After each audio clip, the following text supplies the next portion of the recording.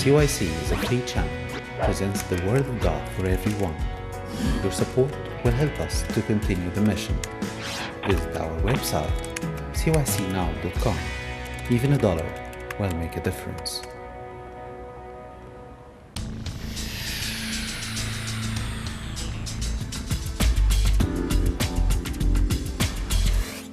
Hello and welcome to your program called HyperLink, where we address the youth on many issues concerning them and answer questions that their parents are unable to discuss with them.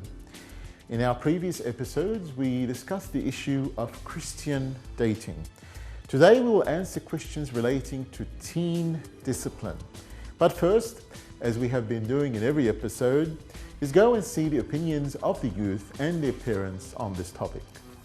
You can approach it with an open mind. Open mind is a very, very big thing with discipline. You can't expect someone to know something at such a young age that you know as an adult. Growing up with our culture and our religion, sometimes our parents want us to grow up faster than usual or understand something without actually having gone through the experience, which can be really difficult. So always remember to have an open mind with your kids and know when to punish or when to reward. If they do something positive, you need to reward it so they can see that just as much as they get negative for punishment for their negative behavior, they're getting positive for their good behavior. Thank you for participating with us today. Now let's go and answer your first question. Can you please, abouna, explain how can I discipline my teenagers without overdoing it and hurting their feelings? Thanks. Discipline can be one of the hardest jobs parents have to do. Using active discipline techniques can lead to positive character traits in our teenagers, which will guide them to becoming happy young adults. We were all at one stage of our lives were disciplined by our parents or older siblings at our homes and learned how to discipline our children accordingly. But there is a logical technique that we should follow when using discipline. Let me explain to you how discipline works. When dealing with disciplining your teenager, there are two types of consequences that you'll need to be concerned with: natural and logical. And both of these types can be either positive or negative. To help you get a handle of what each type means, I'll define them and give both a positive and negative example. Let's look at the first one, natural consequences. Occur naturally. Hence the name. They are not controlled by or manipulated by anyone. For example, when you plant a flower in your garden and take care of it, it grows.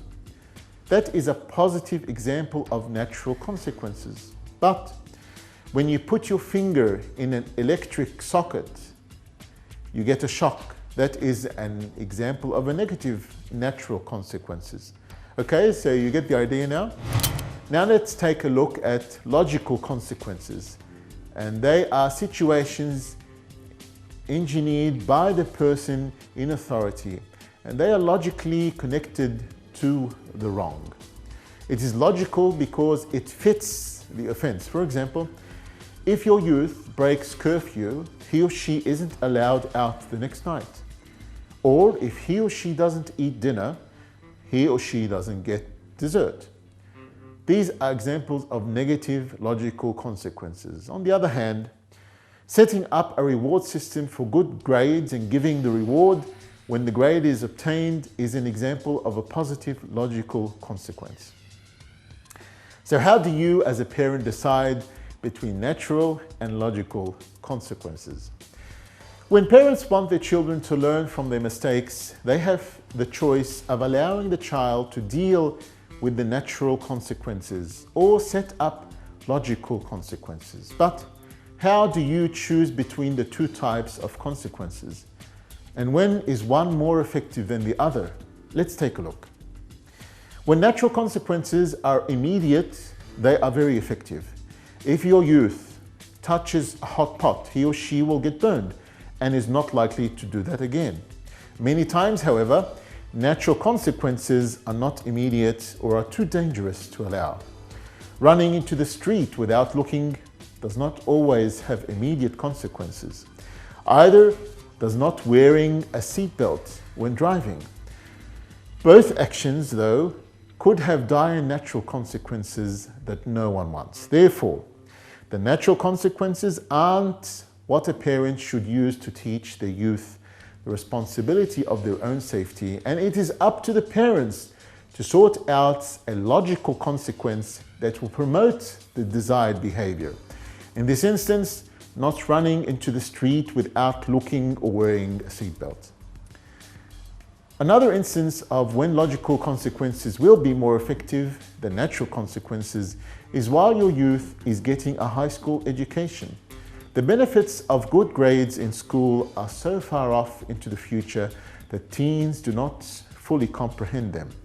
While your teen can repeat what he or she has been told, good grades will get you into a good college and you'll make more money until he or she sees the type of job or paycheck a college education can get. He or she will not understand the differences. Logical consequences, including rewards for good grades and privileges taken for poor grades, work best as your youth can fully understand these. So discipline choices are never easy. Hopefully knowing the differences between natural and logical consequences will help you make the right choices for you and your youth. I hope you understood what I just said. Let's move on to the next question. I don't have control of my children, and trying to disciplining them is very hard or near to possible. Are there any effective ways to deal with their absurd behavior instead of punishment? Your 8-year-old refuses to put away her toys. Your 11-year-old isn't turning in his homework on time. Your 14-year-old has come home late for a third time in a row. How would you handle these situations? One of the biggest challenges in raising children is providing proper discipline. What do you think of when you think of discipline? Is it about punishing a child to make her behave? Or is it about teaching proper behavior? Punishment, which sometimes comes in the form of a name-calling, isolating a child, or using physical force, may give you immediate results, but is often ineffective and too harsh. These actions don't really teach anyone anything about appropriate behavior, and too much punishment can harm a child's self-esteem. It can even make her afraid of you as a parent or guardian. Is this really helping? Does it prevent future misbehavior? Discipline is about teaching children appropriate behavior and helping them become independent and responsible people. A key part of growing up is learning how to deal with the results of one's actions. Here are some ways to encourage appropriate and responsible behavior. Give opposite attention for desired behavior. What do I mean by that? If your child comes home on time, thank him for doing so. We don't usually do that. The other point is, help children express their feelings and communicate. If your child is hitting her sister, talk to her to find out where the anger is coming from and discuss other options to release it. The problem with that is parents don't have time to ask their children this question. Give time. Another point is, let children make choices when appropriate. Instead of handing your child a list of chores, take a list, sit down with him and decide together which chores will be his responsibility. Another point is, help your child see that choices have consequences. When your child chooses to stay up late to watch television on a school night, the next day she will realize how tired she is. Another point is, act as a model of the appropriate behavior.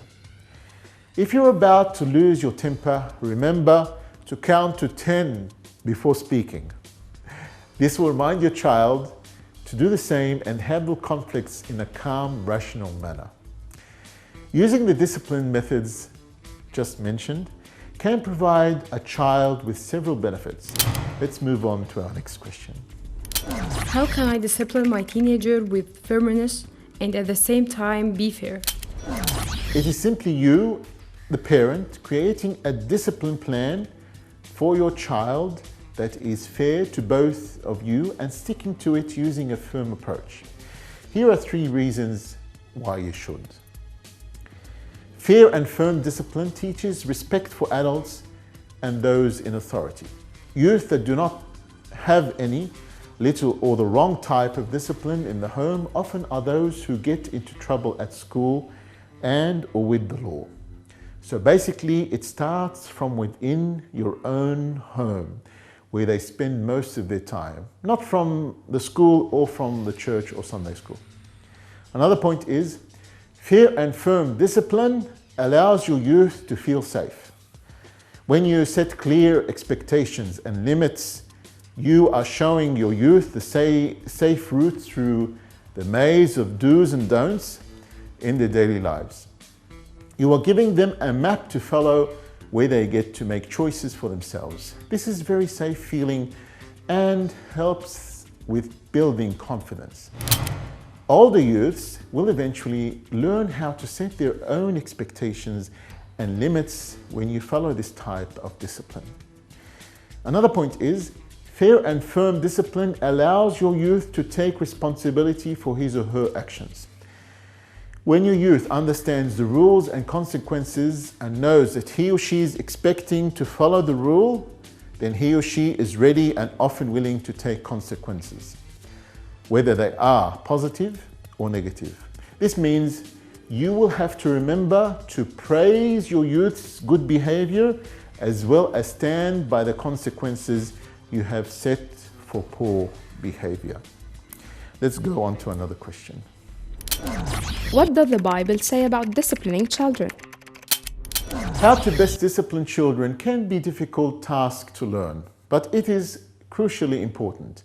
Some claim that physical discipline, corporal punishment, such as spanking, is the only method the Bible supports. Others insist that timeouts and other punishments that do not involve physical discipline are far more effective. What does the Bible say? The Bible teaches that physical discipline is appropriate, beneficial, and necessary. Do not misunderstand me. We are by no means advocating child abuse. A child should never be disciplined physically to the extent that it causes actual physical damage. So don't hit them on the head where it can damage, but a small spanking on their hands should get the message to them. Many scriptures do, in fact, promote physical discipline. Solomon the Wise says, "Do not withhold correction from a child, for if you beat him with a rod, he will not die. You shall beat him with a rod and deliver his soul from hell." The purpose of spanking is not to cause any lasting bodily harm, but to cause spiritual correction. A spanking should be swift and cause short-lived pains that makes a point. That point is that the small pain they feel now will prevent them from feeling great pain by the act they are committing, which could cause them loss of their lives in some cases. For instance, if a child tries to run across the street, they could be run over and killed. Some people say that all spanking is child abuse, but this is totally wrong. The real abuse to the child is not to spank them when they need correction. Of course, some parents who themselves are out of control can abuse their children by beating them in angry rages. This is child abuse. They have no love. These kinds of homes need the love of Christ so that the whole family can be healed.